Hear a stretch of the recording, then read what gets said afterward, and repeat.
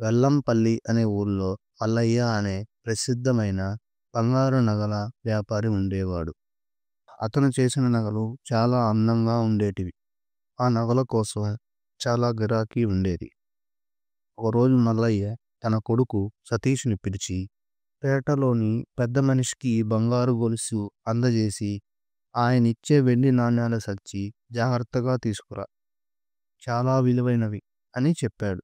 సరే నాన్నా అని చెప్పి సతీష్ నగలు తీసుకొని పేటకు వెళ్ళాడు. అక్కడ పెద్ద మనిషికి నగలు ఇచ్చి, ఆయన ఇచ్చిన వెండి నాణేల సంచి తన భుజాన వేసుకుని ఊరి దారి పట్టాడు. మధ్యలో అడవి దారిలో నడుస్తూ ఉండగా వెనక నుంచి ఎవరో తనను గమనిస్తున్నట్లు అనిపించింది. అలానే మెల్లిగా తల తిప్పి చూసేసరికి ఒక అనుమానాస్పద వ్యక్తి తన వైపు వస్తున్నాడు. సతీష్ గుండెలో దడదడలాడింది. ఇవాళ ఈ సంచి పోతే నాన్న కోపంతో నన్ను ఊరిలోకి అడుగు పెట్టనివ్వడు అనుకున్నాడు. అందుకే నడక వేగం పెంచాడు. దొంగ కూడా వెంటనే వేగంగా నడవసాగాడు. ఇక తప్పించుకోలేమనుకున్న సతీష్కు ఒకసారిగా ఒక తెలివైన ఆలోచన వచ్చింది. దారి పక్కనే పాత బావి కనిపించింది. అతడు వెంటనే తన చేతిలోని నాణ్యాల సంచి పక్కనే ఉన్న పెద్ద పొదల్లో దాచేశాడు. తరువాత బావి దగ్గరకు వెళ్ళి లోపలికి తొంగి చూశాడు. అయ్యో, ఎవరైనా సాయం చేయండి అని పెద్ద కేకలు పెట్టాడు.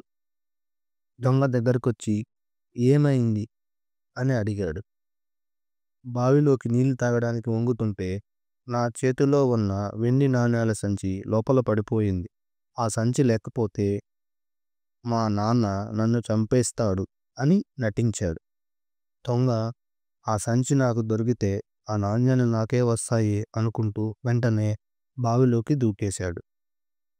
అంతలో సతీష్ ఒక్క క్షణం కూడా ఆలస్యం చేయకుండా పొదల్లో దాచిన సంచి తీసుకొని వేగంగా పరిగెత్తి ఊరి దారి పట్టాడు. దొంగ బావిని పూర్తిగా వెతికినా ఏ నాణ్యాలు కనిపించలేదు.